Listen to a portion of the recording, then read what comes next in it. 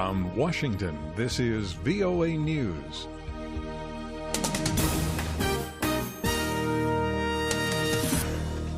I'm David Forrest reporting a riverboat sinks. China says a passenger ship traveling the Yangtze River with more than 450 people on board sank Monday night in the Hubei region of central China. China's Xinhua news agency says the vessel was headed from Nanjing to Chongqing, and there were no immediate reports of casualties. The White House has criticized the Senate for failing to reach an agreement before legal authority expired for the National Security Agency to collect American telephone data. Supporters blamed Senator Rand Paul, a 2016 Republican presidential candidate, for the impasse. Michael Bowman has more. Republican Senate Majority Leader Mitch McConnell argued for a temporary extension of the NSA's snooping abilities to no avail. Allow the program to expire altogether without attempting to replace it in the face of growing, aggressive, and sophisticated threats. That's a totally unacceptable outcome. The Senate will debate the bill through Tuesday. Should it pass unaltered, it would go to the White House for President Obama's signature. The bill has Mr. Obama's backing. Michael Bowman, the Capitol. A U.S. journalist held in Yemen, Casey Combs, has been released, but details of his detention remain unclear. The U.S. is vowing to free more Americans from the country. Iraqi officials say Islamic State militants drove a tank filled with explosives into an Iraqi police base on Monday, killing at least 37 people and injuring dozens more. The suicide bombing near Samara targeted security forces. Spokesman for Burundi President Pierre Nkurunziza said Monday the government there will consider a request from East African leaders to postpone next month's presidential election. This is VOA News.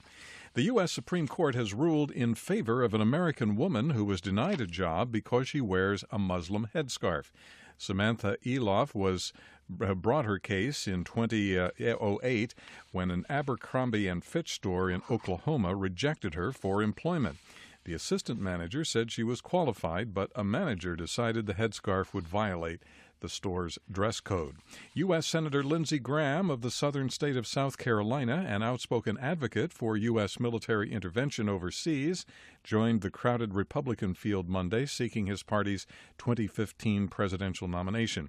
Graham announced his bid in his hometown of central South Carolina. Ronald Reagan's policy of peace through strength kept America safe during the Cold War. Remember those times?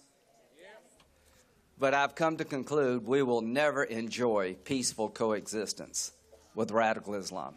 Graham is the 9th Republican to announce his candidacy. The United Nations says South Sudan has decided to expel the UN deputy representative to that nation. UN Secretary General Ban Ki-moon condemned the move and called on South Sudan to reverse the decision. Dozens of people were killed Monday in the Nigerian city of Onitsha when a fuel tanker exploded at a crowded bus terminal. Many people were injured. Red Cross officials say the tanker veered out of control, perhaps due to brake failure. U.S. President Barack Obama sternly warned China Monday that its land reclamation projects in the South China Sea are counterproductive and a threat to Southeast Asian prosperity. He made the remarks to a group of young Southeast Asian leaders visiting the United States. UN human rights monitors say there is growing evidence of Russian military involvement in the war in Ukraine. They have released their 10th report on the situation in that country. The report comes shortly after 2 suspected Russian soldiers were captured in Ukraine. Lisa Schlein reports. Russia denies its soldiers are fighting in eastern Ukraine, but UN Assistant Secretary General for Human Rights, Ivan Simonovich, says monitors who interviewed the Russian soldiers in private on May 21st reached a different conclusion. There is increasing evidence that active servicemen from Russian Federation may be operating in Ukraine. Simonovich says there also are reports of sophisticated heavy weaponry and fighters being supplied from the Russian Federation. Lisa Schlein, Geneva. U.S. Secretary of State John Kerry headed home today from Europe after breaking his leg in a bicycling accident. Kerry was hospitalized in Geneva, Switzerland, after the accident on Sunday. From the VOA News Center in Washington, I'm Dave DeForest. That's the latest world news from VOA.